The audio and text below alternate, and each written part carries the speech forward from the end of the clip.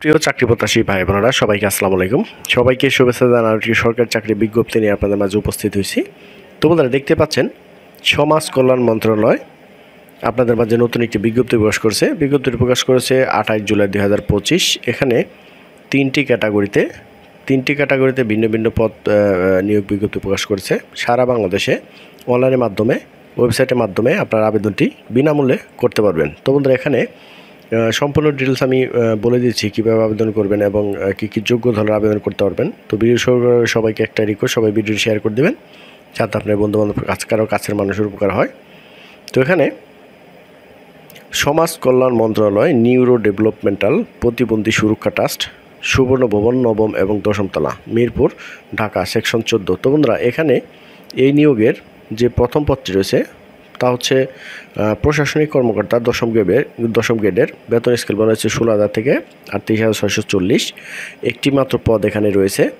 তো এখানে শিক্ষাযোগ্যতা বলা হয়েছে কোনো শিক্ষিত বিশ্ববিদ্যালয় হতে প্রথম শ্রেণীর বা সমমানের সিজিপিএ স্নাতকোত্তর ডিগ্রি অথবা দ্বিতীয় শ্রেণী সমমানের সিজিপিএতে সম্মান, স্নাতক সম্মান সহ দ্বিতীয় শ্রেণী স্নাতক সিজিপিএ স্নাতক ডিগ্রি 4 বছর মেয়াদী দ্বিতীয় শ্রেণী সমমান সিজিপি স্নাতক ডিগ্রি থাকতে হবে। এখানে উল্লেখ করা আছে 4 বছর মেয়াদী ডিপ্লোমা এবং দ্বিতীয় শ্রেণী থাকতে হবে, অথবা যারা ডিগ্রি করেছেন তারা মাস্টার্স পেতে হবে এবং দ্বিতীয় শ্রেণী থাকতে হবে।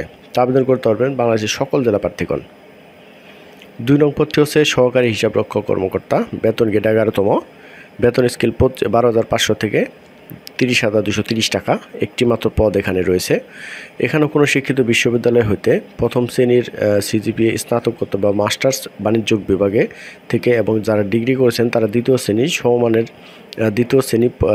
সমমানের সিজিপিএতে স্নাতকোত্তর ডিগ্রি এবং অথবা 4 বছর মেয়াদী স্নাতক ডিগ্রি থাকতে হবে। যেখানে যারা ডিগ্রি করেছেন তারা অবশ্যই মাস্টার্স করতে হবে এবং ডিগ্রি যারা করেছেন তারা অবশ্যই দ্বিতীয় শ্রেণীর থাকতে হবে। 3 নং পদটি হচ্ছে অফিস সহকারী কাম কম্পিউটার মুদ্রাক্ষরিক। এখানে বেতন স্কেল বলা হয়েছে 16তম গ্রেডে 9,300 থেকে 22,490 টাকা। 2টি মাত্র পদ এখানে রয়েছে।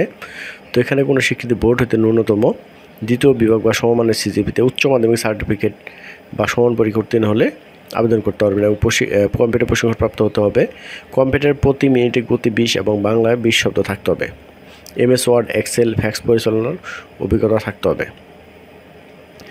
তো বন্ধুরা, এই ছিল 3টি পদ, 3টি ক্যাটাগরি। এখন আবেদনের যে পদ্ধতি তা হচ্ছে 1/7/2025 খ্রিস্টাব্দ হইতে বয়সসীমা 18 থেকে 30 বছরের মধ্যে হতে হবে। কোনো ধরনের ভিডিও গ্রহণযোগ্য হবে না।